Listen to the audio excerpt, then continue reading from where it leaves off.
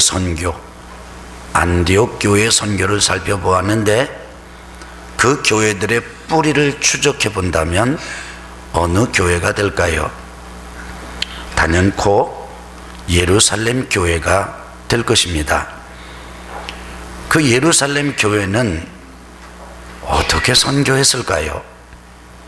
저는 미얀마 단기 의료 선교팀 파송을 앞두고 또 우리 교회가 선교 지향적인 교회가 됐으면 좋겠다라고 하는 소망을 품으면서 그렇다면 어떻게 선교를 해야 할 것인가 라고 하는 질문 앞에 지난 2주간 말씀을 나누었고, 그리고 오늘도 세 번째 답으로 말씀을 나누고자 합니다. 그런데 오늘 나누고자 살펴보고자 하는 교회는 우리 교회의 원조 중에 원조라고 할 수 있고, 그래서 뿌리 중에 뿌리라고 할 수 있는 예루살렘 교회의 선교입니다. 이 예루살렘 교회는 어떻게 선교를 했습니까? 예루살렘 교회의 선교에 대해서 살펴보려고 한다면 사도행전 전체를 아주 주도 면밀하게 살펴보아야 합니다. 이 짧은 시간 여러분과 제가 다 같이 그렇게 할 수는 없기 때문에 오늘 예수님께서 승천하시기 직전에 성령 받기 전의 제자들에게 내리신 말씀, 사도행전 1장 8절을 본문으로 삼고 예루살렘 교회의 선교를 살펴보고자 합니다. 그래서 지금까지 나누었던 안디옥 교회나 빌립보 교회뿐 아니라 예루살렘 교회를 통해서도 선교에 대해서 여러분과 제가 겸허히 그리고 실제를 배울 수 있는 기회로 삼게 되기를 바랍니다. 자, 이제 우리 한번 주보에 말씀 요약해 놓은 부분을 보겠습니다. 한번 이렇게 접어 보실까요?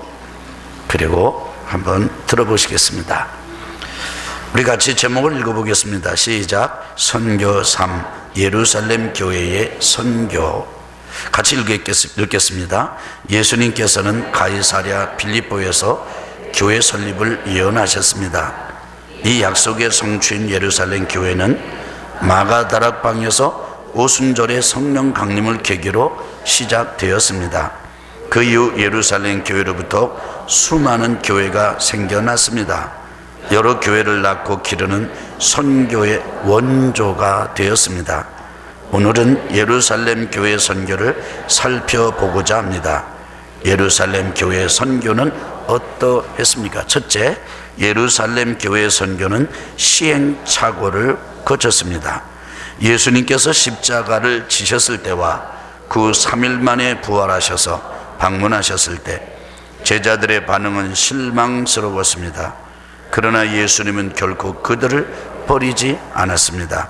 오히려 약속하신 성령의 권능을 부어주셨고 거듭 열방 복음화를 위해 땅끝까지 나아가라고 당부하셨습니다.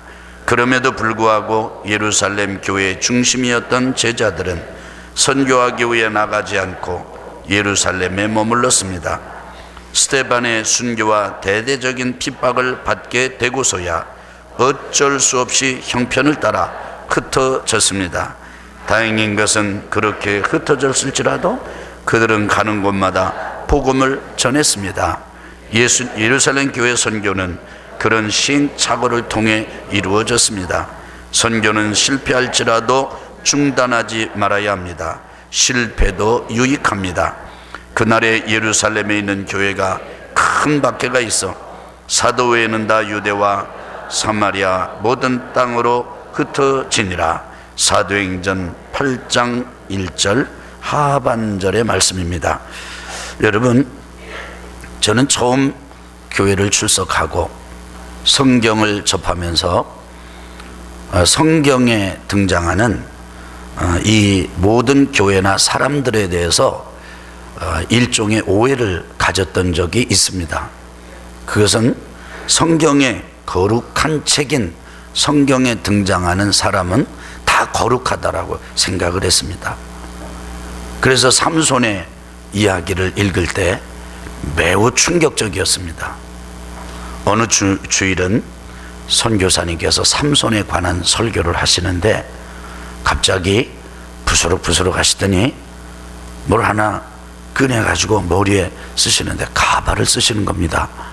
그러면서 삼손에 관해서 매우 실감나게 설명을 해 주셨습니다. 그런데 저는 그 이야기를 들으면서 어떻게 이 거룩한 성경에 이런 저런 사람의 스토리가 담길 수 있는가, 그런 점에 매우 혼돈스러움을 느꼈습니다. 여러분, 교회도 그렇습니다.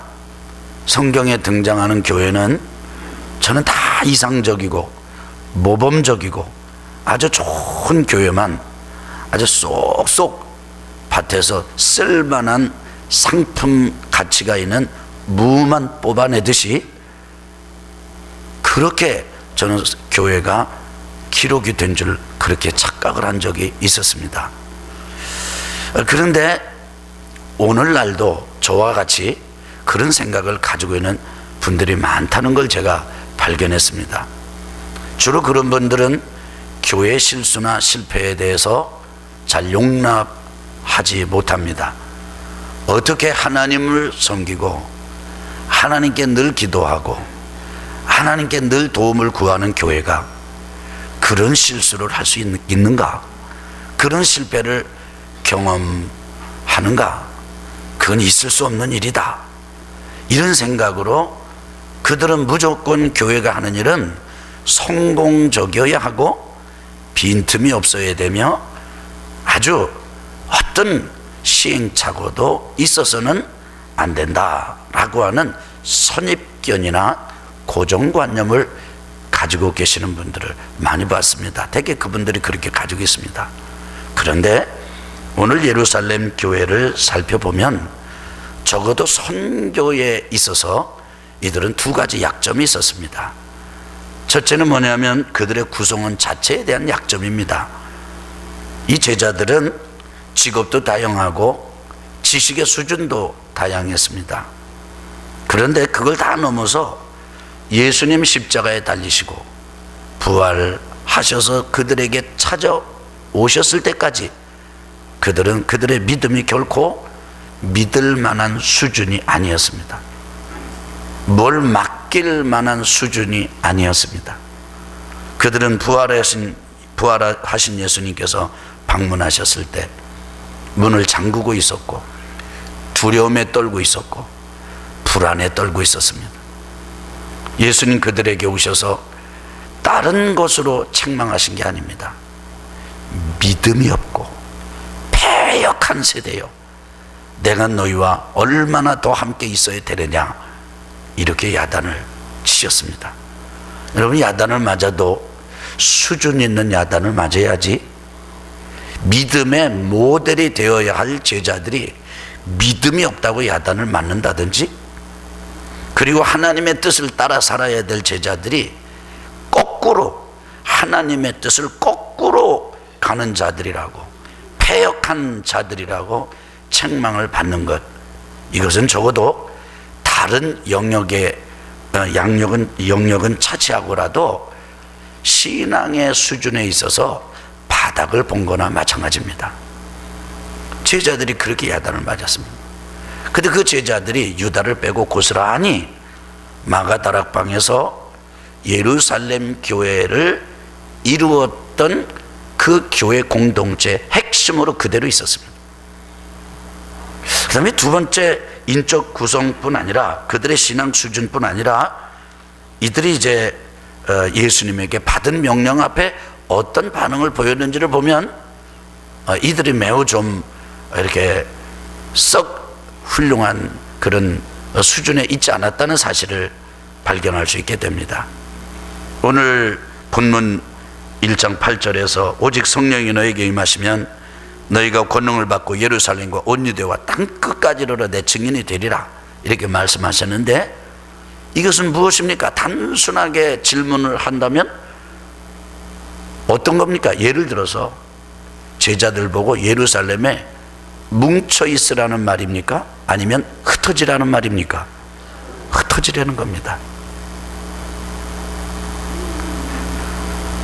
그런데 제자들은 성령 받고 거룩한 부흥이 3,000명, 막 4,000명, 5,000명 이렇게 일어나고 숫자가 늘어났지만은 그들은 결코 스스로 자원해서 자발적으로 예루살렘을 떠나 선교 현장으로 나가지 않았습니다. 스데반이 순교를 하고 엄청난 핍박이 예루살렘 교회에 불어닥쳤을 때가 되어서야 그들은 드디어 흩어져 나갔습니다. 다행인 건 흩어져 나간 그들이 바로 가는 곳마다 복음을 전하게 되었다는 점이 다행스러웠지, 다른 점에 있어서 출발에 그들은 결코 원수가지 못했습니다. 핍박을 받고서야 흩어지는 제자들이었던 것입니다. 물론 사도들은 예루살렘 교회에 남아서 구심점의 역할을 계속 하고 했습니다만은 다른 성도들은 핍박을 통해서 흩어졌습니다. 그러니까 예루살렘 교회 선교는 결코 구성으로 보든지 구성원의 신앙의 수준으로 보든지 그들의 선교를 시작한 동기로 보든지 뭐로 보든지 그렇게 이상적이고 모델 본받을 만한 그런 수준은 아니었습니다. 그렇지만 그들은 그런 시행착오를 거쳐서 선교를 했고 교회를 낳았습니다. 교회를 길러갔습니다. 사랑하는 성도 여러분, 우리는 하나님의 일을 할 때 비단 선교뿐 아니라 신앙생활할 때 여러 가지 점에서 미숙할 때가 있습니다. 아니, 미숙합니다. 실수할 때도 있고 실패할 때도 있습니다. 그렇지만 기억하십시오. 그것이 곧 신앙생활을 중단해야 된다거나 멈추어야 된다거나 단지 비판자의 자리로 돌아서야 한다는 것을 의미하는 것은 아닙니다. 우리는 하나님을 섬기되 실수해도 부족해도 실패해도 하나님을 섬기는 일은 중단해서는 안 됩니다. 왜냐하면 우리 인간은 존재 자체가 실수를 통해서 실패를 통해서 시행착오를 통해서 배워가는 사람들이기 때문입니다. 제가 여러분 질문 하나 드려볼까요? 여기 무거운 돌이 하나 있고 그보다는 가벼운 돌이 있습니다. 이 둘을 동시에 떨어뜨리면 똑같이 떨어질까요? 아니면 무거운 건 더 빨리 떨어지고 가벼운 건 더 좀 천천히 떨어질까요? 여러분, 그 아리스토텔레스라는 사람은 계속해서 뭐라고 얘기했냐면 10배 무겁든 10배 가볍든 똑같이 떨어진다. 이렇게 무거운 게 먼저 떨어진다. 이렇게 얘기했습니다. 누구 하나 거기에 대해서 의문을 제시하지 않았습니다. 거의 18세기 동안 사람들은 그렇게 생각했습니다. 무거운 게 먼저 떨어지고 가벼운 게 늦게 떨어진다.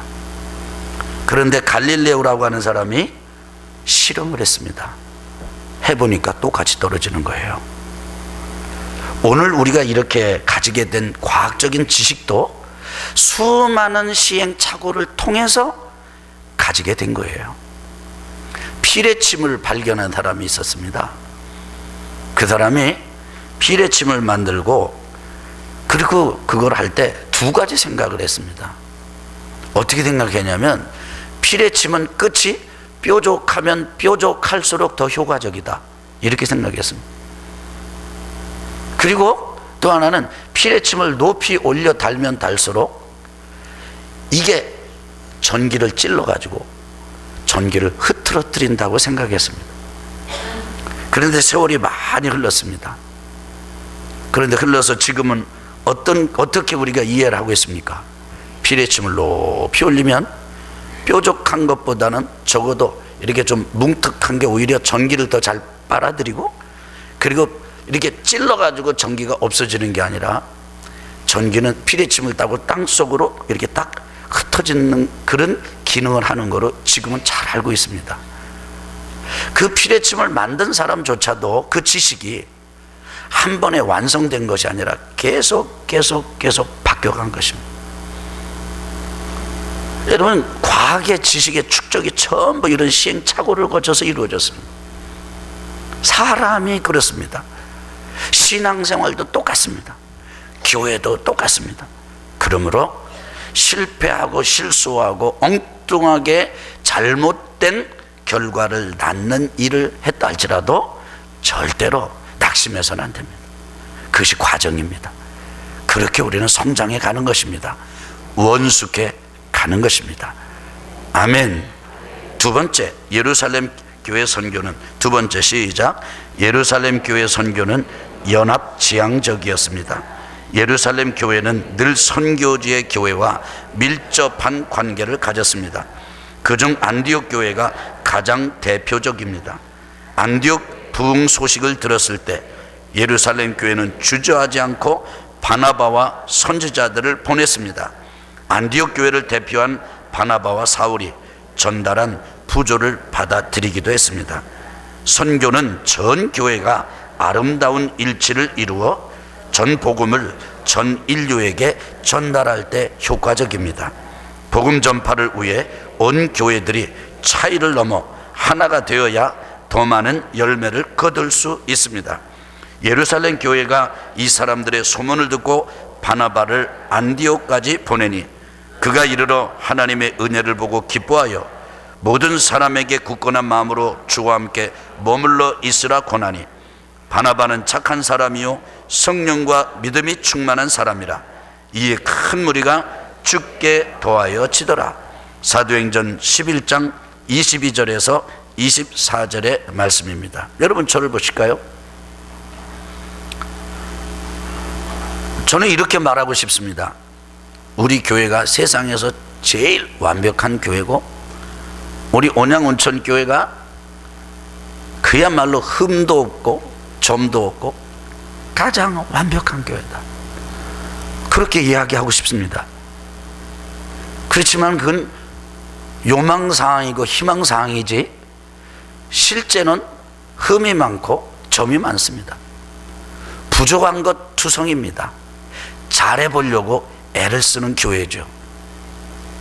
그런데 이런 우리 교회가 만약에 우리 교회만 복음을 가지고 있다든지, 우리 교회만 진리를 가지고 있고 다른 교회는 다 복음에서 어긋나 있고 진리에서 어긋나 있다, 이렇게 말한다면 그렇게 말하는 것 자체가 그야말로 오류의 중심으로 걸어 들어가는 것하고 똑같은 것 아니겠습니까? 여러분, 이 땅에 존재하는 교회는 그 어떤 교회도 완벽했던 교회는 없습니다. 그런데 어떻게 완벽하지 못한 교회가 그 완벽한 하나님의 뜻을 성취해서 지금까지 왔을까요? 그것은 부족함을 인정하고 서로 연합하고 힘을 합친 데 있습니다. 만약에 여러분이 신앙생활을 하셨거나 그리고 여러분과 교제하는 그런 사람들의 안내를 받아서 접한 교회 중에 우리 교회만이 가장 완벽하고 우리 교회 아닌 데는 다 틀렸고 구원은 우리 교회만 있고 다른 교회는 구원이 없고 이렇게 말하는 분들이 있다면, 여러분, 그런 사람들을 경험했다면 여러분 거기 안 가는 게 좋습니다. 거기는 매우 건강하지 못한 데입니다. 아니, 어쩌면 이상한 데일지도 모릅니다. 저는 제가 구체적으로 말씀을 드리지는 않겠습니다만은 제가 처음 신앙생활했던 것은 감리교회가 아니었습니다. 그런데 제가 그 교회를 떠난 이유가 있습니다. 저는 17에 그 교회에서 신앙생활을 시작했습니다. 지금도 저는 충분히 그 교회에 대해서 감사하고 있습니다. 제 신앙의 출발점이었으니까요. 그러나 저는 지금도 그 교회를 생각하면 진짜 아쉬움이 큰 부분이 있습니다. 그건 바로 이런 겁니다. 그 교회에서는 늘상 강조했습니다. 우리 교회가 복음을 가지고 있고 우리 교회가 진리를 파수하고 있는데 성결교회도 타협했고 장로교회도 타락했고 감리교회는 또 말할 것도 없고 순복음교회는 이상한 데고 다른 데는 절대 가면 안 된다. 거기 가면은 진짜 잘못된 길을 간다. 그렇게 제가 배웠습니다. 그런데 그런 이야기를 들으면서 제 속에 수긍이 되는 게 아니라 이상하다. 여기도 지금 완벽하지 않은데, 그리고 정말 다른 데는 다 그렇게 이상한 데일까? 제가 출석했던 그 교회 문간방에 이렇게 연세 드신 그런 성도님이 살고 계셨는데 인생의 풍파를 많이 겪은 분입니다. 그분의 기도 소리를 들으면 그때 제가 아직 어릴 때인데도 웬 우리 저 성도님 마음속에 이렇게 한이 많이 서려 있을까? 뭐 그 기도 소리를 들어보면 안 들으려고 해도 들어지잖아요. 다들 막 기도하면요. 근데 그분이 하루는 저보고 정 선생 우리 은혜 받으러 가자. 그래서 쫓아갔습니다. 저 청주 육거리 근처에 있는 순복음교회였는데 그때 머리가 하얀 목사님이 짝달막하고 통통한 양반이 오뚜기가 뛰는 것처럼 막 팡팡 뛰면서 막 그렇게 하는 집회를 인도하는 교회 갔습니다. 북을 치고 박수를 치고 하는데 앞에 강단에서는 그분만이 뭐 뛰는 게 아니라 성도들이 다 춤을 추고 막 할렐루야 하고 막 박수를 치고 막 그냥 막 그렇게 하는. 저는요 처음에는요 얼마나 경계를 했는지 모릅니다. 넘어가지 말아야지. 바로 이런 것 때문에 우리 그 목사님이 그렇게 하라고, 선교사님이 그렇게 하면 안 된다고 그런 거구나. 정신 차려야지. 그런데 어느 순간 보니까 제가 박수를 치고 있고요, 어느 순간 보니까 막 제가 춤을 추고 너무 좋은 거예요. 너무 막 평안하고.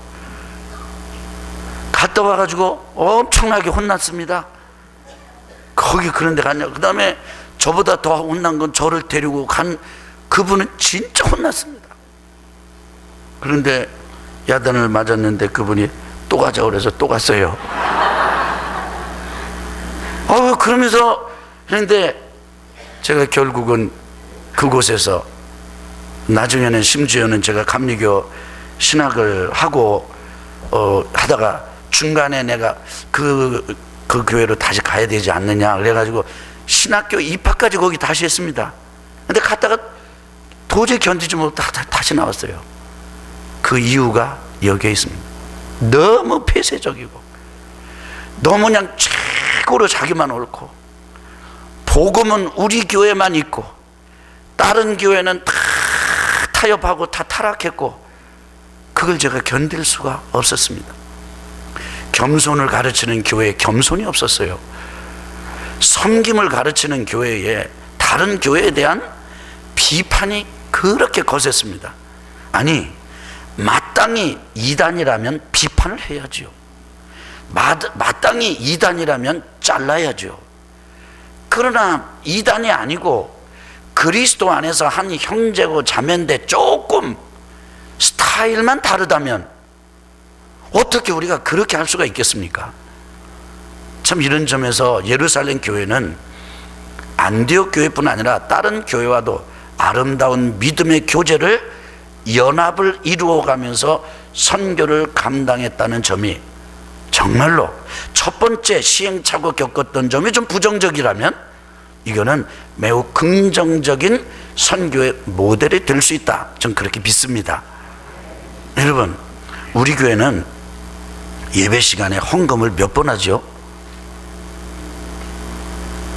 뭐 몇 번 하거나 상관이 없습니까? 우리는 한 번 하잖아요. 근데 한 번 하는데 이렇게 이런 방식을 하잖아요. 제가 필리핀 선교지에 가보니까 헌금을 2번 하더라고요, 예배 시간에. 그래서 한 번 준비했는데 그 다음에 또 해가지고 이게 웬일이야? 그렇게 하고 한 적도 있습니다.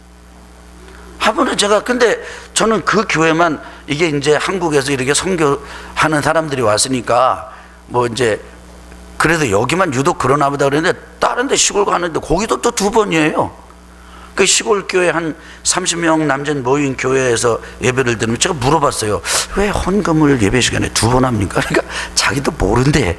그냥 해서 그렇게 하는 거래. 여러분, 그거 얼마나 달라요? 참 우리 교회도 우리 성도님들 중에서 간혹 참 이렇게 어색함을 느끼고 참 곤혹스러울 때가 아마 있을 거예요. 전후좌우 인사하세요, 앞뒤로 인사하세요, 뭐 이렇게 인사시킬 때 그 참 편치 않거든요. 좀 아는 사람이면 그래도 덜한데, 이게 생판 모르는 사람하고 앉아가지고 이게 인사하는 거 쉽지 않잖아요. 필리핀 교회 가서 예배를 드리는데 예배 시간에 뭐라고 그러니까요, 이 사람들이 찬송을 하면서 다 일어나더니 막 주의 이름으로 환영합니다 그러면서 다 다니면서 앞에 사람이 뒤에도 가고 뒷 사람이 앞에다 다 인사를 하는 거예요. 거기는 우리는 앉아가지고 전후좌우인데 거기 걸어 다니면서, 저거 참 맞지 않았습니다. 진짜 달라요. 여러분, 본질인 복음과 진리가 같음에도 불구하고 문화나 생활 방식에 따라서 예배 드리는 모습이 진짜 달라요. 한 번은 미국에 그 뚜르 신학교에서 공부할 기회가 있어가지고 갔습니다. 좋은 체포를 아름다운 예배당에서 예배를 드리는데, 예배를 마치고 축도 시간이 됐습니다. 여자분이 나오셔서 축도를 하시는데, 여러분 축도 그러면 벌써 여러분 자세가, 이제 축도 시간입니다 그러면 여러분 자세가 어떻게 됩니까? 벌써 경건 모드로 더 들어가잖아요. 그리고 탁 하고 지금 축복을 지금 받아야 되잖아요, 우리가. 저도 그런 태세로 딱 이렇게 기다리는데, 그 여자분이 나가더니 스카프를 하나 이렇게 드시더니 스카프를 이렇게 흔들면서, 이 영어로 그냥 번역하면 이렇습니다. 여러분에게 이 한 주간도 주의 평화가 있기를, 자매님에게도 주의 평화가 있기를. 너무 싱거운 거예요. 그래가지고 그러고 끝났어요. 근데 옆에 같이 공부하러 간 목사님, 끝난게요? 다 끝날 때 너무 싱거운 거예요. 적어도 축도는 이제는 이래야 축도를 하는 것도 되고 또 받는 맛도 나지. 근데 너무 평범하고, 여러분 참 다릅니다. 다녀보면요, 같은 한 하나님을, 같은 복음을 품고 예배를 드리는데 참 달라요. 그래도 우리의 기준을 그들에게 강요하는 것은 선교가 아닙니다. 같이 연합하는 것입니다. 교제하는 것입니다. 이번 목요일 날 출발하는 미얀마 단기 선교팀이 온도계처럼 숫자가 40몇 명 됐다가 30명대로 내려갔다가 이번에 41명으로 고정됐어요. 근데 그 41명 중에 7명은 순천에 있는 빗보라 장로교회 성도들입니다. 그리고 우리가 가는 미얀마 교회 그 선교 중심은 침례교회입니다. 그러니까 우리 감리교니까 꼭 감리교회만 해야 된다든지 그게 아니에요. 우리 같이 연합하고 같이 교제하는 것, 이것이 예루살렘 교회가 선교했던 그런 정신 아닐까요? 저는 우리 교회가 앞으로도 계속 이런 점들은 참 더 많은 열매를 거두어 번성하고 번창하게 되기를 주의 이름으로 축복합니다. 자, 세 번째입니다. 세 번째 같이 읽어보겠습니다. 시작. 예루살렘 교회의 선교는 개방적이었습니다. 지역교회가 선교할 때 선교 현장과의 갈등을 피할 수 없습니다. 오랜 역사를 거쳐 형성된 문화와 전통을 유지하려는 선교 현장과 새로운 가르침은 복음과의 간극이 크기 때문입니다. 초대교회 선교사들이 직면했던 문제는 율법을 포기할 수 없다고 버텼던 유대인들과의 갈등이었습니다. 그들은 이방인이 구원을 받으려면 모세의 법대로 할례를 받아야 한다고 주장했습니다. 구원 이전에 유대인이 되라는 요구입니다. 이 일로 적지 않은 다툼과 변론이 일어났을 때 성도들이 예루살렘 교회에 문의를 했습니다. 그때 지도자였던 야고보는 필요 이상의 율법의 굴레나 짐을 지우지 말라는 매우 개방적인 결론을 내렸습니다. 자기들의 관점이나 기준을 선교지에 강요하지 않았던 것입니다. 이런 점에서 예루살렘 교회는 진리와 복음의 본질을 훼손하지 않는 한 유연했습니다. 그러므로 내 의견에는 이방인 중에서 하나님께로 돌아오는 자들을 괴롭게 하지 말고 다만 우상의 더러운 것과 음행과 목매어 죽인 것과 피를 멀리하라고 편지하는 것이 옳으니 이는 예로부터 각 성에서 모세를 전하는 자가 있어 안식일마다 회당에서 그 글을 읽음이라 하더라. 사도행전 15장 19절로 21절의 말씀입니다. 이미도 제가 말씀드린 것과 같은 그런 맥락입니다. 성도 여러분, 선교는 예루살렘 교회 성도들이 매우 개방적으로 했습니다. 그래서 열린 마음을 가지고 있었습니다. 물론 그들은 복음이 아닌 것을 복음이라고 주장하는 이단의 가르침에 대해서는 목숨을 내놓고 싸웠습니다. 그러나 본질, 진리, 복음의 핵심이 같다면 그들은 넓은, 그래서 율법이 어떤 짐을 지우거나 어떤 요구를 하는 것 이전에 예수는 그리스도라고 고백한 신앙 안에서 한 형제 자매된 교회 연합을 그들은 유연하게 유지했던 것입니다. 저는 우리 교회가 이런 점에서 좀 경직된 교회보다는 좀 부드러운 교회가 됐으면 좋겠습니다. 여러분, 제가 한번 전도사 목회를 처음 시작할 때 얘기입니다. 그런데 이제 아직 지금보다도 더 어릴 때죠. 예루살렘 성지 순례를 갔습니다. 근데 성지 순례를 갔는데 그 성지 순례 가신 분들은 다 목회자들이었습니다. 연세가 드신 지긋한 분들도 계셨고요. 그 행사를 추진한 분은 장로님들이셨습니다. 그런데 선교지, 그 성지 순례지 그 호텔에서 좀 시끄러운 일이 벌어졌습니다. 장로님도 황망해 하시고 우리 젊은 사람도 도대체 이게 어떻게 된 것일까? 보니까 무엇 때문에 그렇게 시끄러운 일이 벌어졌냐면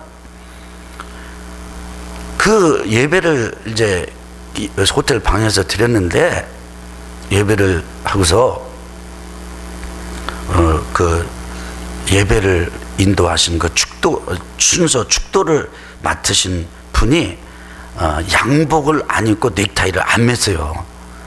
그냥 어른 목사님이 어디 이 거룩한 땅 예루살렘 성지 와가지고 예배를 드리는데 축독 시간에 넥타이도 안 메고 오느냐고 그렇게 막 야단을 쳤어요.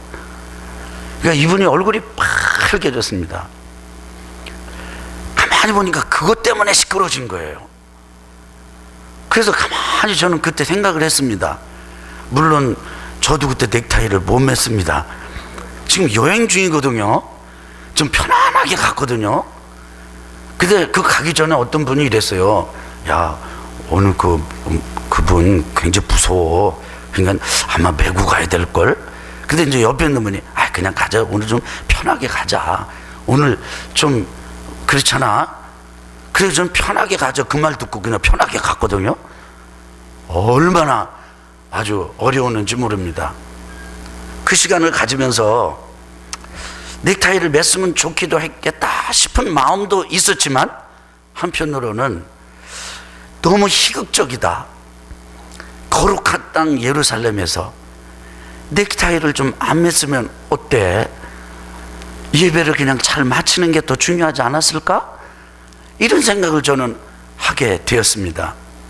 여러분은 어떠실지 아마 여러분 선택이 다 제각각이실 것 같아요. 당연히 넥타이를 매야지 이러신 어르신들도 계실 거고 또 젊으신 분들은 또 뭘 그걸 가지고 그런 분들 계실지도 몰라요. 그런데 제가 여러분하고 생각에 초점을 맞추기 원하는 부분은 진짜 경직되어야 할 자리에서 경직되어야지, 유연해야 될 자리에서는 경직되고, 정말 복음이 어긋나는 곳에 대해서는 오히려 머뭇거리고 있는 우리들은 아닌지 살펴보면서 비진리 앞에 용감하되 핵심과 본질이 같다면 우리 교회는 유연한 예루살렘 교회와 같았으면 좋겠다라고 하는 소망을 여러분과 함께 나누고 싶은 것입니다. 사랑하는 성도 여러분, 그렇다면 결론입니다. 우리가 어떻게 그야말로 아주 그 삶의 현장인 그 선교 현장으로 나아가면서 시행착오를 거치면서 성숙해 가는 선교를 할 수 있을 것이며, 어떻게 차이에도 불구하고 연합지향적인 선교를 할 수 있을 것인가, 또 어떻게 우리가 이렇게 분별력을 가지고 그야말로 싸워야 할 대상하고 싸우고 교제를 나누어야 할 대상에게는 유연한 융통성을 발휘하는 성도가 될 수 있을 것인가?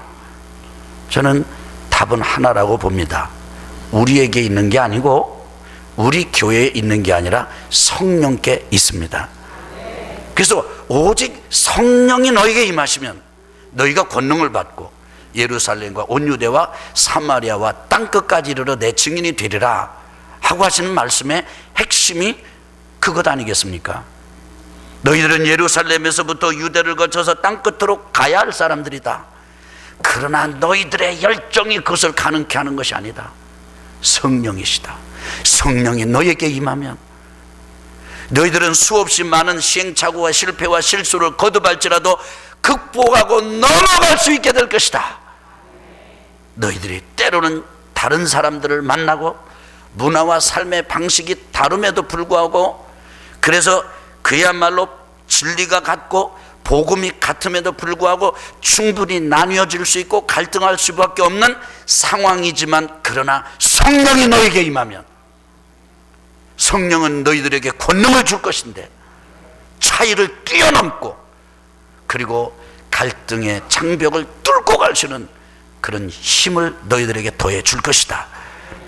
그야말로 그 성령은 싸워야 할 비진리 앞에 용감하게 할 것이고 더러운 흑암의 세력 앞에 용감하게 할 것이지만, 그러나 형제들의 교제 앞에서는 한없이 너희들을 부드럽게 만들 것 아니겠느냐.